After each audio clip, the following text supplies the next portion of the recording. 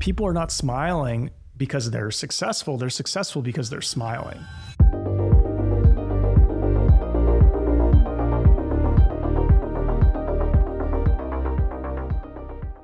Is your routine actually fueling your life or slowly wearing you down without you even noticing? Perhaps you wake up tired even when life looks good on paper. In this episode, Alex Feinberg walks us through the hidden traps in most people's pursuit of health and success. We talk about the 777s Club, how strategic rest is actually behind a lot of the world's greatest successes, and why most people confuse movement with momentum. If you're trying to win long term, this conversation just might shift how you think about energy, effort, and freedom. Our guest this week is Alex Feinberg. He's a former professional baseball player, hedge fund analyst, Google executive, and entrepreneur. He uniquely has extended the economic principles that he learned at Vanderbilt University beyond money and finance and into health, fitness, and performance management. In this interview, we unpack some of Alex's unique mental models that you can use to simply gain unfair advantages in different domains in life. If you want to check out his work, you can go to feinbergsystems.com, FEINBERG systems.com, and he's at Alex Feinberg 1 on most platforms. The show notes for this episode and everything we discuss, where you can click those links, will be at outlier.com/211. Since I know you're going to love these mental models, show this interview some love. Go ahead and hit that thumbs up, subscribe wherever you are, and leave the show a rating and review. That's how I continue finding and bringing to you thought-provoking guests like Alex. Let's dive in. Alex, welcome to the podcast. Thank you very much, Nick. Happy to be here. Today, we're going to dive into your world, and that is a controversial opinion that you hold, and I actually do too, and that is that energy is the new currency, and in some ways, it should be prioritized over material wealth and money. Will you unpack that for me and let me know what it is that you mean? Well, think about this. If you're a rich person, do you think that it's easier to make energy with money or to make money with energy? Anybody who has made any meaningful amount of wealth in their life knows that energy is a prerequisite to doing anything great in your life. But there's plenty of people with money who lack energy and they lack the thirst for life that they might have had when they were younger men or women and had much lower material wealth. So we live in a society that worships money like a god, like a false idol, in part because money is necessary to buy things that people want to sell you. So it's much easier for me to sell you an expensive car or an expensive house remodel or an expensive watch than it is for me to sell you vitality. Vitality is something that is earned.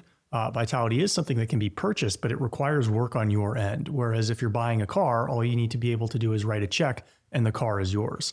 And so health and vitality are the new status symbols that cannot be purchased with money. And unlike other status symbols, they actually help you make substantially more money with them. So if you're a smart person, if you've been following me for a while, you know that I see energy as the new money, as you and others are coming along to. Beautiful. We will unpack that in a minute. But for people unfamiliar with your work, how did you get started in this? So I was a professional baseball player by trade. I went to Vanderbilt University. I majored in economics, and my economics background did a number to help me create the mental models that I use to navigate the world, namely a lot of the ways that I simplify everything and maximize return on minimal time and emotional investment is through using behavioral economic frameworks that I was both taught and developed as a student at Vanderbilt University. But my primary focus and passion was becoming the best athlete I could possibly be.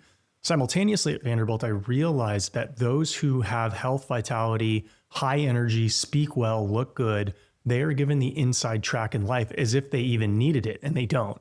But when people around you perceive that you have it all going, and the way that they're going to abstract that idea is by how you look and how you communicate and how you come off, they tend to allow you to do a lot more things than those who are overweight, slow, sluggish, depressed.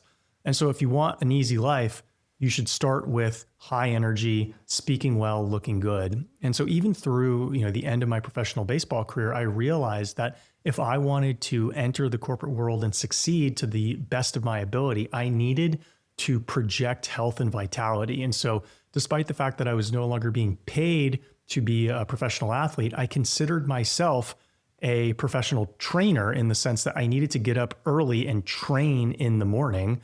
And so I had elements of a professional athlete's routine. It didn't take as long, but it did require daily input. It did require focusing on diet. It did require focusing on my physical performance, which so many people in the working world don't pay attention to. And so I ended up working at a hedge fund for a little bit, ended up deciding that the tech sector was going to do really well, elevator pitched my way into Google using the health and vitality that I encouraged so many of my followers to develop. And I had more progress in my in-person elevator pitch than anybody could have with 1,000 online applications because people saw my resume. My resume is 50% how I look and how I communicate and 50% what you can read on a piece of paper. And a lot of people forget that when they want to send their CV to somebody. The most impactful resume that you have and the most easily verifiable resume that you have is your physical body and how you communicate and present yourself. And so working at Google for 6 years, I realized so many people were disconnected with their body. They didn't understand the health signals or lack of health signals that their body was communicating to the world. As you got closer to positions of management, you started noticing more people looked tired. More people either looked overweight or underweight. More people lacked the health in their hair and nails that you would expect to see a healthy individual. And as a professional athlete, I noticed these things where so many people who were slaving away, selling their body for money, making that sacrifice to climb the corporate ladder, didn't even realize the level of corporal depreciation that they were exposing themselves to in order to get that extra $50,000 or $100,000 per year. And living in California, it didn't even make sense because your standard of living going from a $250,000 to $300,000 income is basically the same. And so I saw so many people making trades that didn't make sense. And I approached it with the aggregate of my experience across multiple sectors. And it just made sense that to me, if you approached life a different way, I realized that if you prioritize a certain amount of things in training and diet that most people don't realize are effectively the shortcuts, you can enjoy your entire fitness routine and your entire diet. You don't really need to track everything as meticulously as everybody seems to make you think. You end up having more energy. You end up having a brain that processes information at a substantially higher rate, and doors end up opening for you, one of which for me was an online audience that was eager to learn the approach that I took to eating thousands of calories of pizza, burgers, fried chicken, and tacos, staying ripped year round, having high energy, and being able to have enough energy to escape my corporate job and ultimately become a successful online entrepreneur. Beautiful. There are a lot of ways I can take this. I want to dig into your own lifestyle routine, the Pareto principle of the 80% or the 20% of things that give you 80% or more of the results, the cheat codes, if you will. Sure. So a lot of people don't realize that gym training is not about how much you sweat, not about how sore you got, not about how hard it was. People who don't focus on fitness for 11 months out of the year and then decide in January they want to turn it around generally approach getting fit like they have a penance to pay. And rather than trying to do the right things, they want to do the things that hurt the most. And if it doesn't work, they think it's because they're not hurting enough. And obviously there's sustainability issues with that, in addition to the fact that you're trying to get good at the wrong thing. And so many people fail because they prioritize getting the wrong things right. Prioritizing getting the right things right in fitness means you are training for intensity. And that doesn't mean your first workout, because if you haven't worked out for 12 months and you go try to do a very intense workout, you have a high injury risk. But after a multi-month foundation process is built, you want to prioritize training for explosiveness, training for speed, and that could be on an assault bike. It doesn't need to be running, and training for strength. And so if you train to be an athlete, that forces you to have a higher VO2 max. It forces you to get stronger, which will lead to more lean body mass. And what is underappreciated is it also regulates your hormones so that you are very plausibly less hungry training at an intense capacity than you were when you were not training at an intense capacity. Your hunger signals are more likely to be accurate.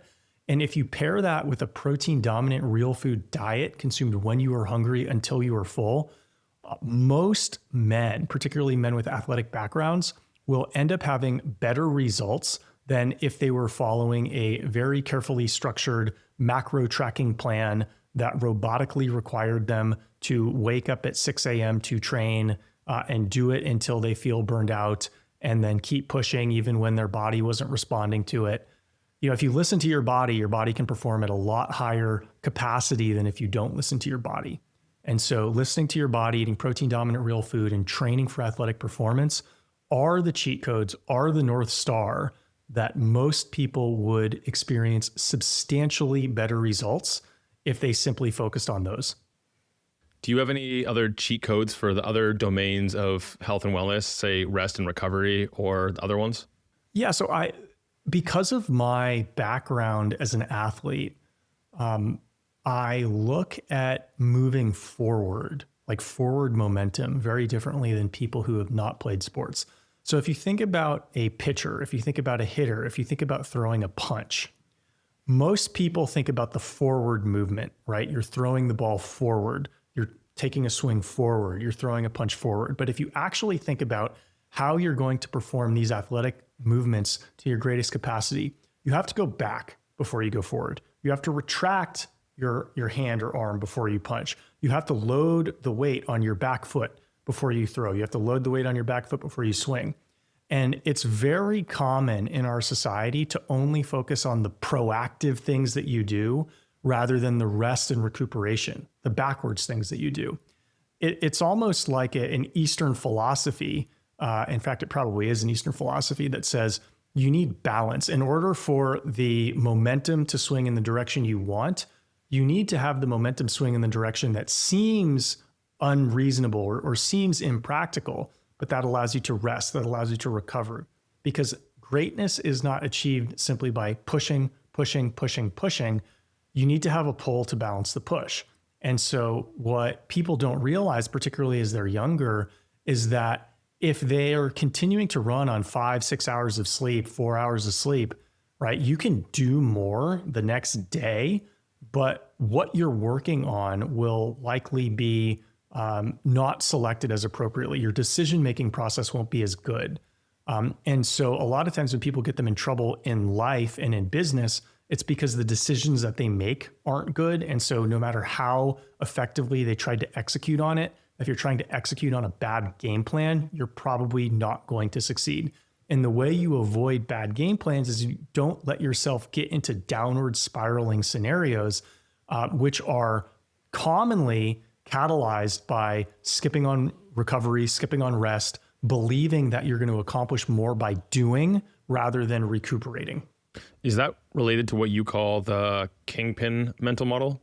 Well, the Kingpin Mental Model is how you massively simplify your life. So most high-performing people are used to going through to-do lists and just getting a bunch of things done.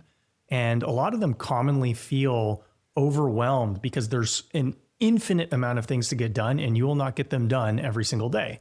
And so rather than focus on trying to get 30 things done that burn you out, right, at the end of 20, because you're never going to get 30 done, it's better to focus on the fewest, highest leverage things that you can do that will result in other things being done passively. So anybody who wants to build financial wealth understands the benefit of passive income. If you make money in your sleep, that's a lot easier than making money while you work. What people don't realize is your actions can also be passive too. So I mentioned intense training like an athlete. And I mentioned that when you train intensely like an athlete, your appetite tends to auto-regulate. So tell me which is easier.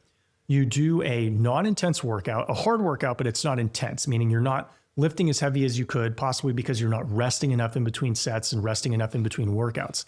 And then you're forcing yourself to follow a structured diet that has very specific macro proportions that you need to eat and not exceed on a daily basis. Is that easier than training for speed, training for power, training for strength? And then realizing that when you do those things, your appetite tends to auto-regulate. So the amount of food that you eat actually will frequently align with what your body needs.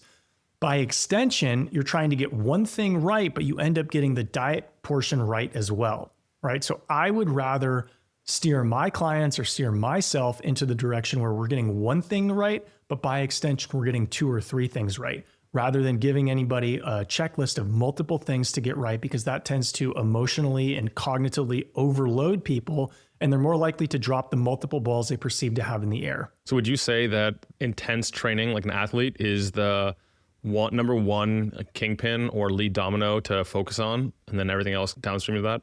Even before that, don't eat when you're not hungry. Eat protein dominant real food when you are hungry, right? And people don't realize if you eat too much, you have less energy, right? People need to eat food to have energy, but if you eat too much food, you have less energy.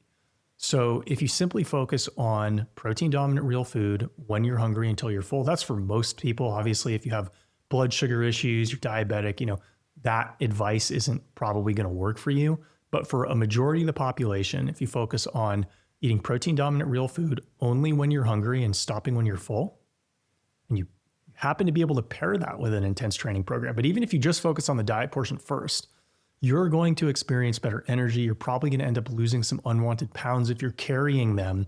And then you're going to feel more energized and more excited to add effort, add investment to the portfolio that you're already creating. Because if you want people to work hard, their effort needs to be rewarded. You can't tell people to do something, have it not yield results, and then expect them to increase their investment later, right? Every action you take needs to yield benefits. Otherwise, I, as a coach, am going to lose you. You, as an individual, are going to burn out, right? So you need to focus on activities that matter. This is one reason why I think that losing, despite the many lessons that it can teach you, the most common lesson that losing teaches people is that, their learned helplessness, is that it would have been better if I didn't even try. And so as a coach, as a consultant, as a guide, as a mentor, it's my responsibility to create a program that incentivizes the people I'm instructing to continue to put the effort in. We need to remind ourselves that the effort that we give matters. And so this is one reason why I prefer that people diversify the dopamine that they source in their lives. If people are overly focused on the dopamine that they get from their work, and their work is unpredictable, you can make 50 phone calls in one day and get no sales. As an example, if you're in sales, you go to the gym, you feel like you got something done. And your effort needs to remind you that your effort is worth it. You need to be constantly reminded that the juice is worth the squeeze. Otherwise, you're going to stop squeezing those fruits. And in order to succeed in life, you got to figure out a way to stay in the game, figure out a mindset that will keep you working consistently until eventually something unpredictably lucky happens and you don't have to work as hard.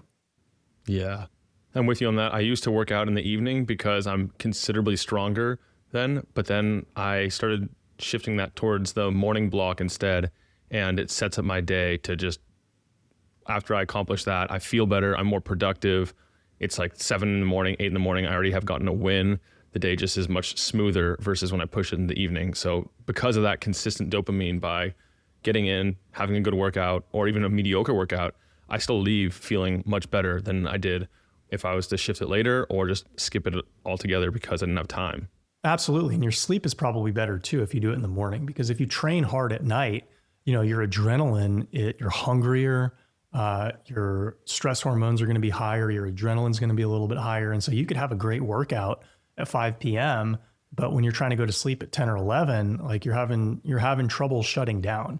And so the purpose of a workout is never the singular workout, unless you are an elite athlete who is performing for a single event. But for 99% of the population, the purpose of your workout isn't a single workout. It is the aggregate of workouts that you do. And that requires that you rest and recover so that you can do another workout next day, a day after that. And so you can't lose sight of what the purpose of you being in the gym is. It's not so you can be a professional weightlifter. It's so you can be a competent professional. Yeah. And what's your take on the idea of, like, if you redline too much in the gym, you're predisposing yourself to a higher risk of injury, and therefore you might not have the consistency, the longevity of it, because your potential for injury down the line goes way higher. Would you recommend just like working with someone that helps you make sure you're obviously having the right form and everything, but then also finding the sweet spot between pushing too hard so that there's no reps left in the tank and your injury risk versus somewhere a little before that? Sure. So your injury risk will dramatically increase as you get closer to failure and your form breaks down. Now, if your form sucks and you can get hurt like no matter what, if you're poorly hydrated, I know people who have slipped discs deadlifting 135 pounds. I know a former NFL linebacker who threw his back out deadlifting 135 pounds in the morning, right? Where, he was squatting 3 times that when he was playing in the NFL. And so, if you think about training, you can, in theory, be hurt doing anything. And so it's important that you stay hydrated, you sleep well, and that you warm up appropriately. But after doing all of those things, it's also important to shut your movements down as your form starts to break down. So for me, at 38, soon to be 39 years old, if I'm doing squats, if I'm doing deadlifts, I permit myself to have one rep that is a notch below perfect. And that doesn't mean it's a bad rep. It just means it is a notch below perfect, because that means my form is breaking down. I could probably bang out 2 more reps after that, but they would not be quality reps. Those are going to be high injury potential reps. So you want to be training to where you are close to failure, because if you don't get close to failure, and most people don't actually get close to failure, you're not going to be giving your body the stimulus that it needs to restructure your endocrine system so that you're getting the signals that are necessary to build muscle and lose fat. But if you're going too close to the sun, you're going to get burned.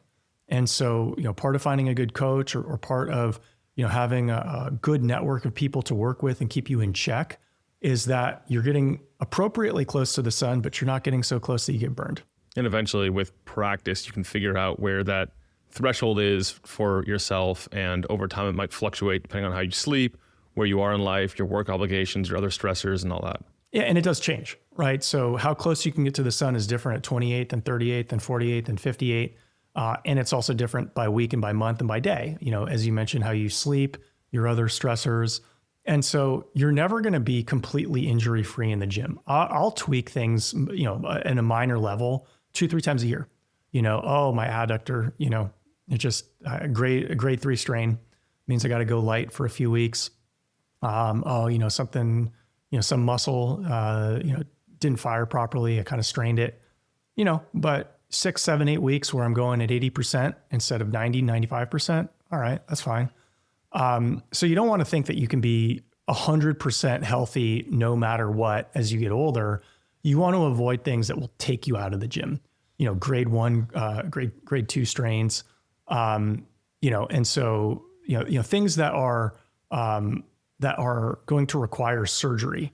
And I think I quoted the grade 3 and grade 1 wrong, but what I meant is I have low grade strains that require a mild modification of my training, but not to the point where I need to go see a physical therapist or get surgery from them. Now, those are the things that you want to avoid when you're training in the gym. Yeah, and also I've seen a lot of people doing some of the high intensity, prolonged group fitness classes that are just like HIIT, but it lasts for 45 minutes, an hour, hour and a half.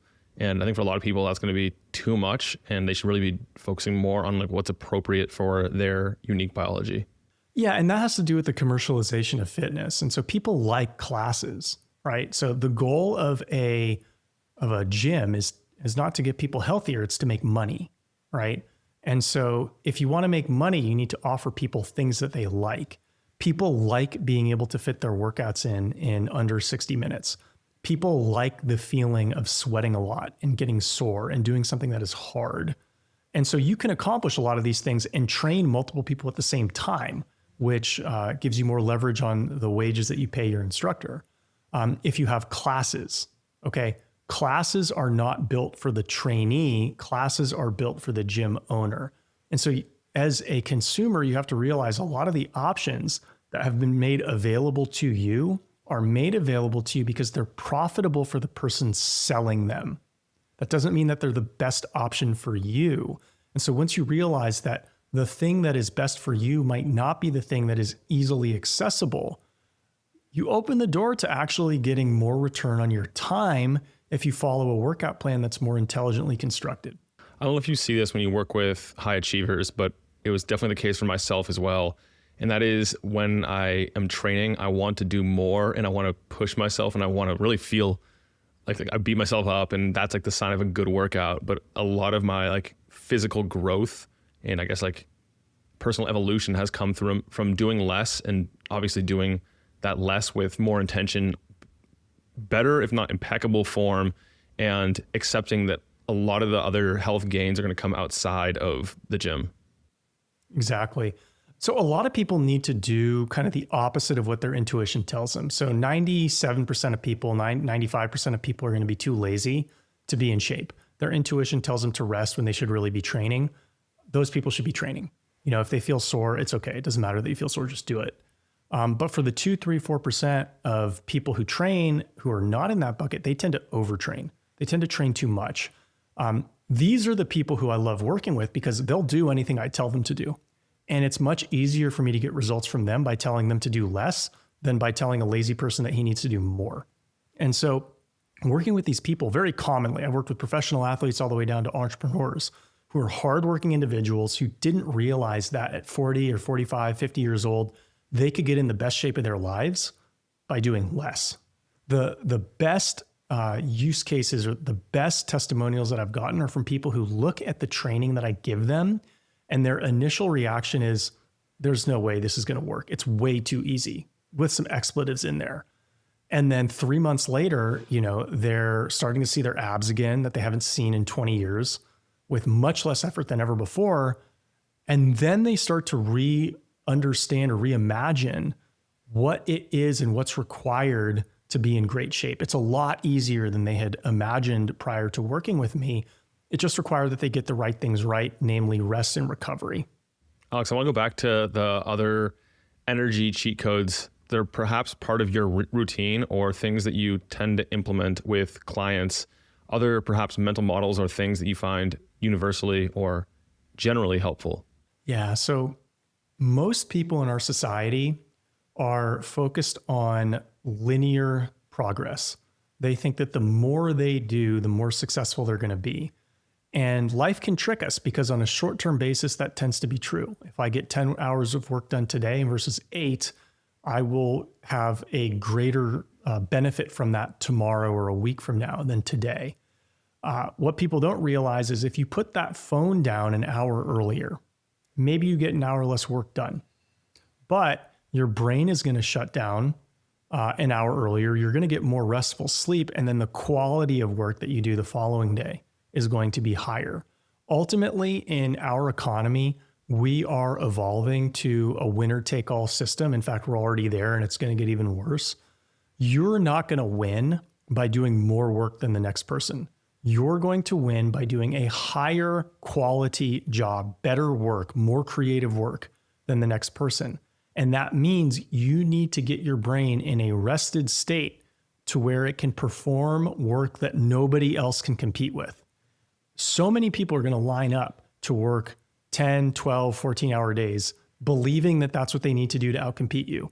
And if you want to try to do more hours than them, go for it. But I don't think it's going to be successful. If everybody's zigging, you got to zag. If everybody's working more, you got to work smarter.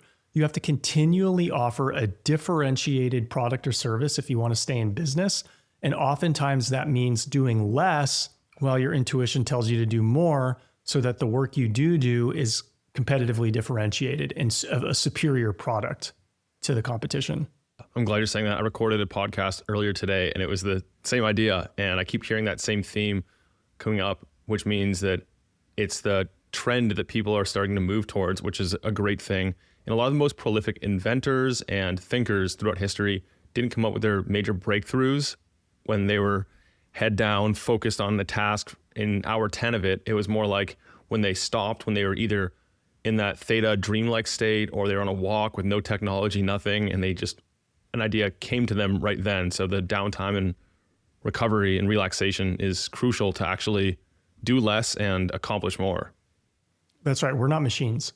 And if you think about how our education system molds us, it molds us to be machines. But as machines become more prolific and as AI becomes more prolific, we're going to realize that you'll never be as good of a machine as a machine is. All you can do is be a human. And so you can play a losing game by trying to mechanize everything that you do, but you're going to get outcompeted by a script. You're going to get outcompeted by a robot. And so the only way that you're going to keep your head above water is by doing the things that the robots can't do, which means you're optimizing for quality and not quantity. How else? What are the other models we can use, implement into our days or weeks or overall routines to help us play that different game? I think it's important for us to redefine what wealth is. Most people, when they're young, they have energy, but they have no money. When they're old, they have money, but they have no energy. And you're really only thriving in life when you have both. And so what you need to do is understand that balance is the best way for you to have it all. And you can have it all. If you're willing to stop worshiping false idols, if you're willing to stop believing that, getting another $3 million is going to dramatically change your life if you already have $3 million. Like basically, you need to triple your net worth for your financial position to substantially change. And so if you're making all these sacrifices, time with your family, focus on your body so that you can get your net worth 10%, 20% higher, like that's a losing trade. And so if you want to be happy, if you want to succeed in life, you need to embrace balance because everything has diminishing marginal returns, right? I tell people you should try to be in the triple sevens club. Triple sevens club meaning you have 7 figures liquid, because when you have 7 figures liquid, you're getting probably 90% of the benefit financially that you would having 8 figures liquid, in that you shouldn't be stressed out over paying bills. You're still looking to amass more, but you're kind of reaching the point where you're at the diminishing frontier. You're at the efficient frontier where you're getting diminishing marginal returns of additional income. Simultaneously, you should be able to sleep 7 hours per day. People say 8 hours per day, but if you actually look at mortality curves, people who sleep 7 hours a day on average have the highest longevity. Now, that's going to be individually dependent. Some people only need 6, some people do actually need 8, but most people should be targeting 7 hours per day. You'll feel great, especially if you haven't been sleeping 7 hours per day as an adult, sleeping 7 hours per day. And then the last one is being able to run a 7-minute mile. Now, it might be better from a health standpoint if your VO2 max was high enough for you to run a 6-minute mile, but you're having, like the 7-figure liquid net worth side, you have 90% of the benefit of running a 6-minute mile if you run a 7-minute mile. And it's going to be a lot more attainable for you to run a 7-minute mile than a 6-minute mile. And so understanding that everything needs to work in balance if you wish to get maximal marginal returns on your effort, joining the 777 Club is going to be the gateway to you really feeling untouchable in life. And so that's kind of been the framework that I am, sharing with a lot of my clients and a lot of my followers is we're happiest with balance. If you're not in the 777s Club, let's target getting you there. So say I come to you and I have a bunch of things going on. I'm spread thin, which is semi-true. How do you recommend people go about simplifying and like figuring out where to cut so that they can progress in other areas? Number one, most people feel overwhelmed professionally. And that's because most people professionally are providing commoditized services. And so if you're providing a commoditized service, the only thing you can compete on is price and volume. And so you're getting pointed down a road of doing more things, and you can't have time efficiency doing more things. It's hard to. You can, but it's hard to. And so what I try to have my clients do is understand what is your unique selling point? What can you offer to the market that nobody else can? And let's double down on that. Because the only way that you're going to make more money with less work is by really focusing in on your unique selling point so you can expand your profit margins. Most people don't realize that effectively monopolies are the only firms that sustainably make money, and you can have a monopoly if you're selling something that your competition can't sell. But that's going to be heavily dependent on your particular expertise, your particular talent, what you can bring to the market. And so we need to figure out what path can you run where nobody can chase you, right? That's the first way we free up your time professionally. And the way we free up your time in fitness is, like you mentioned, we want to get you training earlier in the day so you're more productive with your hours after your workout. We can probably have you training less because most people don't need to train that much when they're training with proper intensity. And we'll find that, again, as you mentioned, the more downtime you have to let your brain wander in a dreamlike state, the better ideas you get, the more likely you are to stumble across something that can be or expand upon your existing point of differentiation. So you can end up working less, right? Pay attention to lazy, successful people, right? Most people are opposed to paying attention to lazy, successful people because they think they got lucky. But realistically, maybe they got lucky. Maybe they're cheating. Maybe they're doing something illegal, or maybe they have figured out how to accomplish a challenging thing more easily by focusing on high leverage action points, right? So 50% of lazy, successful people that you see will be your best teachers in helping you identify what the highest leverage action items should be if you want to succeed in your domain. So pay attention to them because they are cheat codes. That is a great tip. And to actually implement that, would you look at the person, notice their outputs, notice how they're spending their time, notice who they're surrounding themselves with, and what would that actually look like in practice? It means seeing people that do things quote unquote wrong according to experts, but they have good results. Chances are they're actually doing something right, and chances are the experts are wrong about what they need to get right. And so anytime a paradigm shifts, it's shifted by somebody who's willing to trade getting what experts think is necessary for getting what they think is necessary. That's what geniuses do. Geniuses can reorient the playing field. They can reconnect the dots and shift the important dots away from what the standard presently is and towards what the standard will be. And that requires them showcasing how silly it is to focus on what everybody else is doing and allowing the pendulum to shift to focus on what they're doing. And then that's going to last for a number of years until the pendulum shifts away from what they're doing into what somebody who can better connect the dots and be more efficient with the energy that they expend, and be more efficient in chasing the highest leverage items that are necessary to succeed. Yeah, so it's looking at what they're doing, identifying where they're cutting against the grain, deciding if it's something that you would want to follow suit on or at least test out, and then implementing it if it makes sense. Exactly. You have to be open-minded, right? Most people, your brain is going to default into protecting your own ego and saying, oh, these guys got lucky. Well, you can think that, but you're never going to learn, right? So if you want to get better, you have to be very crudely aware of, this guy is doing less work than me and he's having better results. Why? It's not because he's getting lucky. It's not because he's cheating. It's not because he was born on third base. It's because he's prioritizing things that matter and I'm not. So how can I learn from him? That's the only way I'm going to get better. Is that how you approach learning new things in general fast? No, I actually don't learn faster necessarily than other people. I learn by doing. And so I learn with less effort, right? So there's learning fast and there's learning with less effort. I try to optimize for learning with less effort because effort is actually a more desirable commodity than time. We will run out of the desire to get better before we run out of the time that we have to get better. And so if you can learn something by doing, that is going to save you a substantial amount of effort. Now with AI is actually forcing me to reorient the way that I learn, because AI can actually cut down a lot of the learning steps that I would normally do by trial and error, right? And so as I try to be the most efficient person I possibly can be, rather than jumping out and playing with something with my hands and figuring it out on the go, I'm actually relying on AI models, on LLMs, to help give me a starting framework upon which I can then go play in a sandbox. So it's a combination. You need to be able to have decent guidance to where you're starting with the right pieces on the board.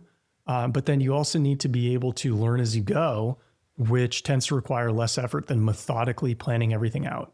Yeah, I like using AI as like a digital sparring partner where you can really figure out where you're missing, there's gaps in your knowledge base and what the other contrasting side says, and then coming to some reconciliation point between the two. Absolutely. And, I tell a lot of my clients that if you're not integrating AI into how you work and how your business operates, your competition is. And so that's something that everybody needs to be integrating into their lives. AI is like computers in the 1980s. If you don't use them, you're going to get outcompeted by the people who do. So, use them because you can't use it everywhere and you shouldn't, but you need to understand where you can use it, where you cannot, and how you can use it best. Mm-hmm. And it's not just for entrepreneurs and executives. It's really for everyone, because in the workforce, the workers who are actually implementing it into their routines, whether they're working for someone else or for themselves, they're the ones who are going to have that advantage. Yeah, try getting a job without a computer, without ever having worked with a computer, right? It's not going to work out very well for you. And so AI is going to be this generation's computers. Like, you just need to learn how it works. You mentioned energy, and it wasn't willpower, but how do you go about conserving the resources? Do you have any processes to do like an audit or something to figure out where you're perhaps extending yourself when you shouldn't be? Well, you have to pay attention to your mood, right? You should be aware of if you're burning out. So if you're consistently feeling like you're burning out, that is a sign of either you're in the beginning phases of a project where it's gonna suck, right? Anytime you're starting something new, the first 90 days feels like you're losing. And so that's something you need to be aware of. That can't really be remediated. You need to just get over that and ignore yourself, because in that particular situation, what your mind is telling you is wrong and should be ignored. But if you're not in that type of situation and you're just kind of feeling unmotivated to continue, you need to mix it up. You're probably going to benefit more from a day off or day out in nature than you are from doing the same thing that didn't yield progress yesterday. A lot of people don't realize that they're likely vitamin D deficient, particularly people who are in offices from 9 to 5. You're not getting natural vitamin D. You're not outside at a time where your body can, turn UVB exposure to vitamin D. And so your mood is going to be downstream from your vitamin D deficiency if you have one. And your effort is going to be downstream from your mood. And your desire to continue is going to be downstream from your effort and mood. And so if you want to hack all of them, you need to figure out, like, where am I being depleted? How is my blood work? Am I deficient in vitamin D? Am I deficient in any other vitamins? Do I need to modify my diet or sun exposure so that my body is performing optimally, so that my thoughts and feelings and emotions are where I want them to be, so the best people want to spend time around me so I can continue to get good ideas presented to me and have good people working for me. And so it's no secret that people who are high energy and smiling all the time are more successful than those who aren't. But what's possibly less well understood is that is the catalyst for success. That is the magnet that draws people to you. People are not smiling because they're successful. They're successful because they're smiling. And so let's not put the cart before the horse. We need to figure out, how can we get you in a good mood so that success will follow you? Yeah. And like you're saying, it's all linked. You get good rest, you recover, you get time in nature and the sun, your mood's going to naturally improve a bit. You have a good workout, it'll improve. And then also just being aware of that, cognizant and smiling and feeling better. Absolutely. Okay. What else to build energy now? I'm getting excited about implementing this more into my own routine. And I get that it's equally as important to be subtracting the things that are draining as it is to be adding perhaps more important. Are there any big additions that make sense? Well, you have to look at caffeine like an interest-bearing loan, right? So a lot of people drink caffeine so they can have more energy, and it does give you more energy initially, but it comes at interest that you have to pay later on. And so what I started doing over the last year is I don't really consume caffeine anymore. I have decaf coffee, and I have my preferred decaf coffee that is devoid of the nasty chemicals that most decaf coffee includes to decaffeinate the coffee beans. Maybe I'll have a Diet Coke, maybe I'll have some iced tea, but I'm never having fully loaded coffee. I'm never having energy drinks. All those things do is get you amped up so you can crash later, and they affect your sleep because caffeine has a 6 to 7 hour half-life. So if you have 2 cups of coffee at 10 a.m. and you're trying to go to sleep at 11 p.m., you still have a half a cup of coffee in your system as if you drank a half cup of coffee at 10:30 p.m. And so if you're not getting restful sleep, there's a good chance it's because you have too many stimulants in your body. And so just like I mentioned with my example about punching, throwing, hitting a baseball, resting and recovering, to have more energy, you need to be experimenting with things that don't speed you up, right? Slow down so you can speed up, rest so you can recover, take fewer stimulants so you have higher energy. Yeah, that according to Sean Wells, if you're a slow caffeine metabolizer, it can last like up to 10 hours for one half life. That's true. Do you use any other ingredients or supplements that like support the energy levels and the body in a more holistic, non-depleting way? Zinc and magnesium. As our soil quality has eroded over the last century or so, most Americans are going to be deficient in magnesium, which has a slew of downstream neurological effects that I would leave to a neurologist to articulate. But most people should be supplementing magnesium, zinc as well. So those are the main supplements that I will take. And I'll experiment with other things here and there, taurine, L-theanine, but magnesium and zinc are the main ones. The original nootropic cognitive enhancing stack was just caffeine or coffee and a little bit of L-theanine to smooth out the effects and reduce the impact on sleep. Yeah, and so I consume drinks with both. My friend Tommy runs a company, Ramp Health, and they have a B4 drink that includes L-theanine in it. And so you can check that out if you want to experiment with that. Nice. Do you do any like brain cognition enhancing practices, resilience training, like biofeedback, anything like that? Or do you find it to be unnecessary? Sleep and high intensity cardio, right? Sleep will obviously allow your brain to become enhanced. High intensity cardio forces you to ignore signals of pain and distraction and adversity, so that you can do it better. And when you track it, you know how well you did relative to your personal record. You can't do it well on low sleep. You can't do it well when you aren't recovered, and you can't do it well if you aren't able to overcome pain and adversity. In addition to that, I'm starting to experiment with hyperbaric sessions. I'm going to start experimenting with floating, and then also, a various range of sound type treatments that I'm not advanced enough on that to where I say everybody needs to do this. But these are all modalities that interest me at a cellular level, and that I think are probably the next big breakthrough that my clients and I might be making to get our energy levels higher. Yeah, interesting you mentioned those. I was just at the Health Optimization Summit here in Austin last weekend, and there were a lot of those modalities around. And I would venture to say, unless you're experiencing like a chronic issue, the things we've discussed so far today will be more impactful. And once you master these like energy keys and the strategic laziness, if you will, then adding those things on top can be like an extra little boost that's a non-depleting boost, if you will. Yeah, I agree. What else is important to understand about this world? Perhaps any controversial takes? Well, I think religion is important. I think ultimately, if we don't have a God that we can look to, then we end up becoming our own God. And we don't have the capacity to handle the anxiety that comes with being our own God. And so I think a lot of the reasons why people who are very smart have issues with anxiety or issues with depression is because they're taking on the responsibilities of a deity that they can't actually handle.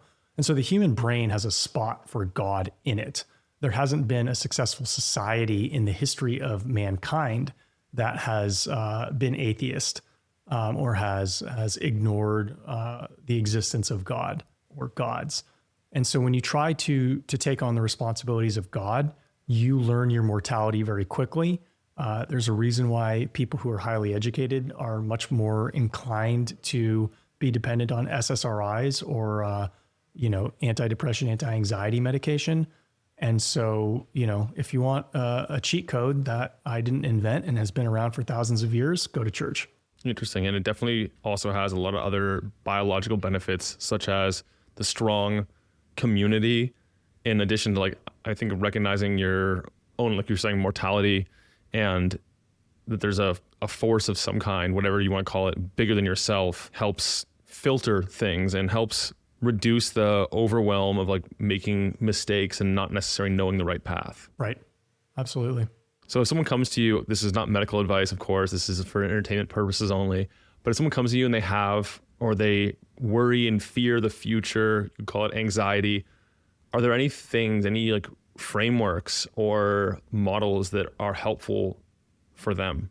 Well, it depends on what their, theistic background is. A lot of people went to church when they were younger and stopped going as life got busy.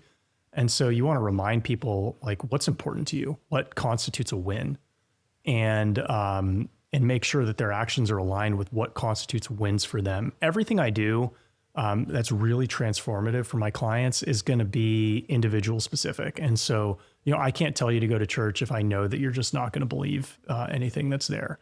But I can start pointing you down the road of believing that if you think you're your own God, the price you pay is very similar to the hell that the Bible tells you that you're going to when you ignore the first commandment, right? And now you might not have an afterlife to pay it in, but you're paying it in your life on earth.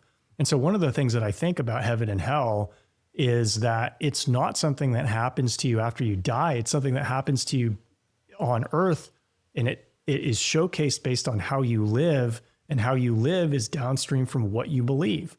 And so the closer you are to living in accordance with biblical principles, the more likely you are to be happy and experience heaven on earth. And the further you get away from that, and the further you get towards wealth worshiping and believing that you are your own God and worshiping false idols, you'll feel the anxiety, you'll feel the depression, you'll feel the status. You'll be very status conscious, and you'll be in a constant state of threat. And I can't think of a more accurate description of a hell on earth than constantly being anxious, constantly feeling threatened, constantly feeling like you're dealing with scarcity, constantly worried about losing what you have. And so that ends up happening if you end up living with principles that are antithetical to what's preached in mainstream religions like Christianity. Yeah, and it's a lot more volatile too, a lot of ups and downs, and it's hard to go back to what you were saying earlier, to have that smile, that high energy when it can all shift at a moment's notice. Absolutely. Alex, how did you come to your mental models? Because obviously you've been doing this for a while and you've really thought through some of these and applied them, not just intellectual thought, but application. What's been your process there? Well, I mean, I went to school as an atheist, and I went to school at Vanderbilt in Nashville, where most of my teammates were Christian. And I majored in economics, but I was also an athlete. And I think one thing that smart people do is when they experience cognitive dissonance, namely when what they see doesn't match with their preconceived notions, they don't think that it's random. They don't think that it's luck. They try to deconstruct and then reconstruct more accurate mental models to describe what they're seeing around them. And so when I was on the baseball field, I saw a lot of irrational behavior that was rewarded by good productivity. The best teammates I had, the best players I played with were irrational, right? Everybody makes irrational consumer decisions. People want things that aren't rational. And so if I wanted to better understand the world, I had to understand human irrationality. I had to understand the right side of people's brains and the right side of my own brain. And if I wanted to perform at the highest level I could possibly perform, I needed to leverage my own irrationality. I've recently gotten into comment debates with Ray Dalio on some of his LinkedIn posts, because he says that, you want to be extremely logical and rational and understand the risks that you're taking all the time. And I think that might be true if you want to manage a multi-billion-dollar hedge fund. But if you look at the most successful people, they are irrationally confident. There's a reason why Michael Jordan and Charles Barkley have gambling problems, right? Because do you want to put a guy at the free throw line when the time is run out who has a rational belief and a rational way of interacting with the world and rationally knows that if he misses this shot, then he's going to be seen as the GOAT, and not in a good way, but like the bad way. And he might not have his contract renewed? Or do you want the guy who's completely ignorant of all that and just focused on how great he is at the line? Like, you want the latter. Unfortunately, the latter is more likely to get into trouble at the roulette table in a casino, but these traits made them great. And so you have to harness irrationality in your professional life if you want to be able to compete with machines and compete with other people who are perhaps a little bit more rational than you. So all of my life experience, kind of seeing things that people didn't see as an SEC athlete, as a professional athlete, being associated with very high performers on the baseball field and financial services and at Google, forced me to continually deconstruct my own assumptions and rebuild mental models that were increasingly accurate as time went on. And obviously, the goal was to make my life better. And I was able to do that. And by extension, I was able to make other people's lives better too by sharing these mental models with them.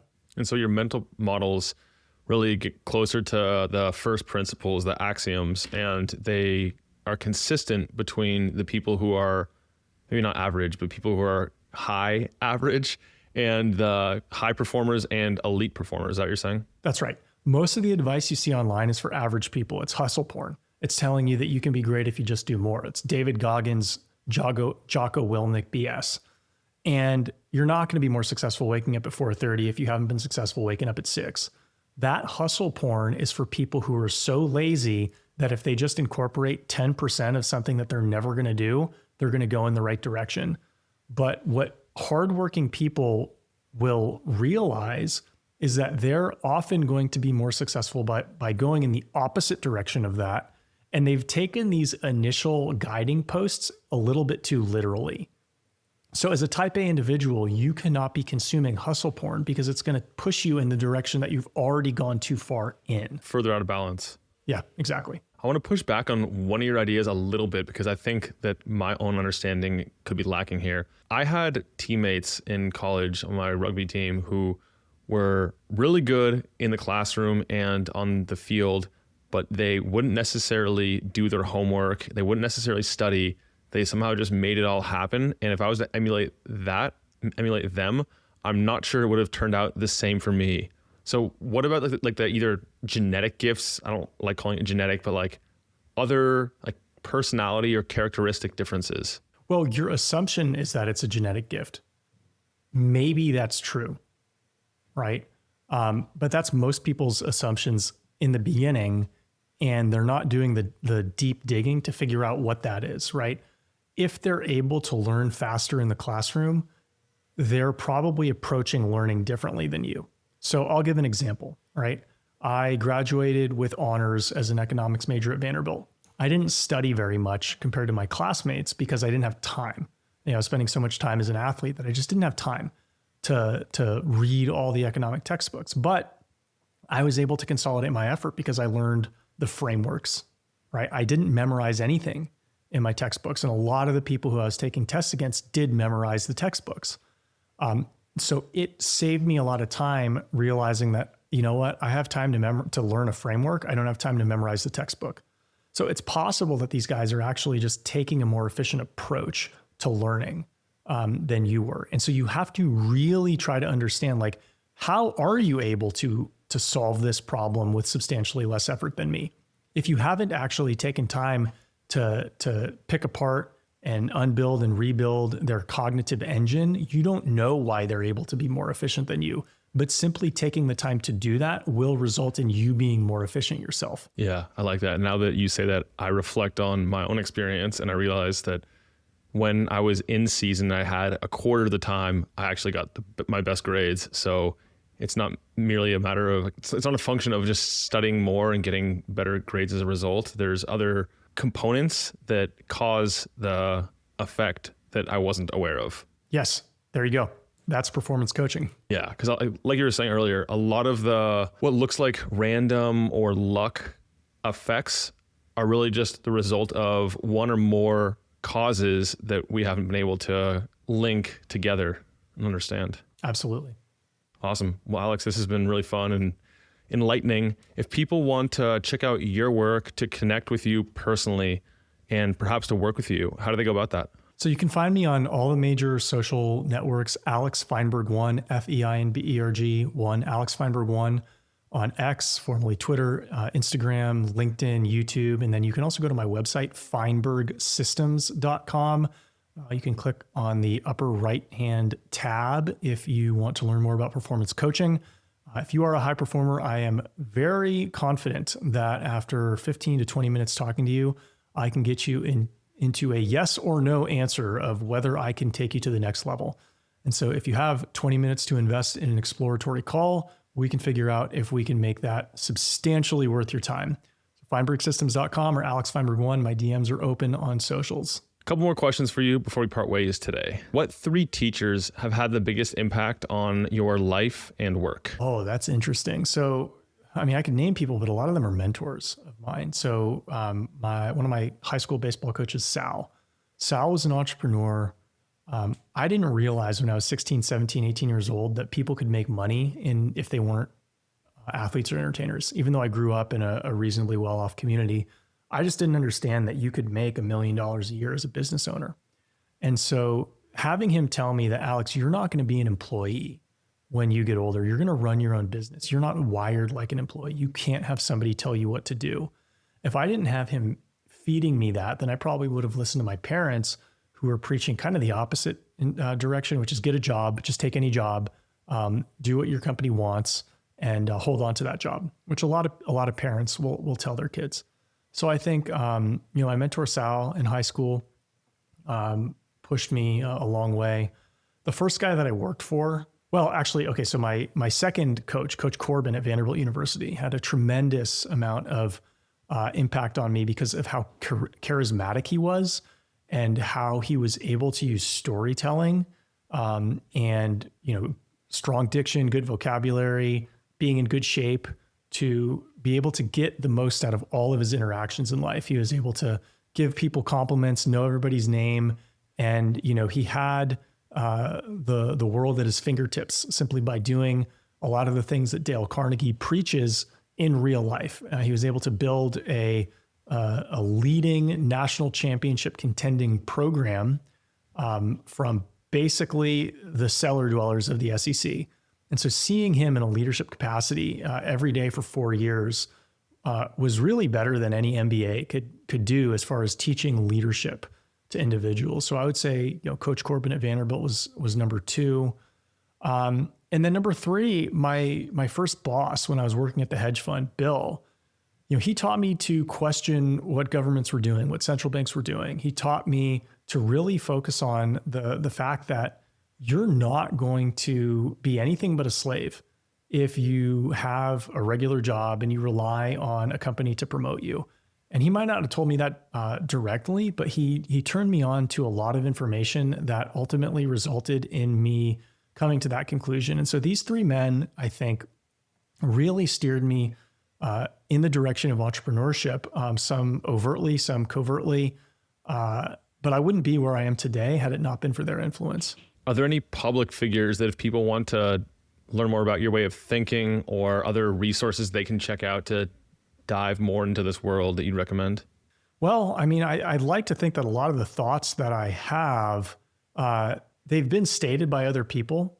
I'll say some idea and people will say, oh, so-and-so wrote that in this book 5 years ago or 500 years ago.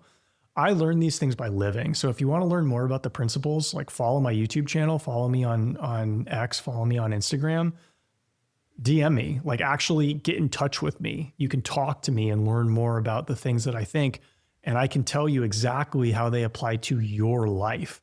So that's something that 2025 technology allows us to do. 10, 20 years ago, if you saw a good author or somebody intelligent online, you just be searching for more of the content that he created. But now you can actually go out and interact with that person. So if you think my frameworks are interesting, let's chat and let's see how they can be applied to your life. Finally, the last one. What is one thing that your tribe does not know about you? Oh, that's interesting. I probably doubt myself more than a lot of people realize. And, part of the reason why I'm able to come up with a lot of the frameworks that I come up with is I have had to, come up with tools to manage my own anxiety so I could perform at a high level.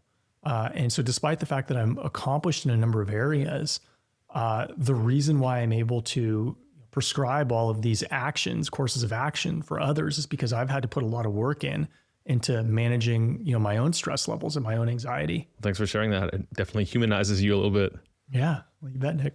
Well, Alex, thanks for joining me on the podcast. It's been a blast chatting with you today and discussing this world of energy as a currency and high performance in general. Thanks, Nick. It was awesome. Thanks for tuning in to High Performance Longevity. If you got value today, the best way to support the show is to leave a review or share it with someone who's ready to upgrade their health span. You can find all the episodes, show notes, and resources mentioned at outlier.com. Until next time, stay energized, stay bioharmonized, and be an outlier.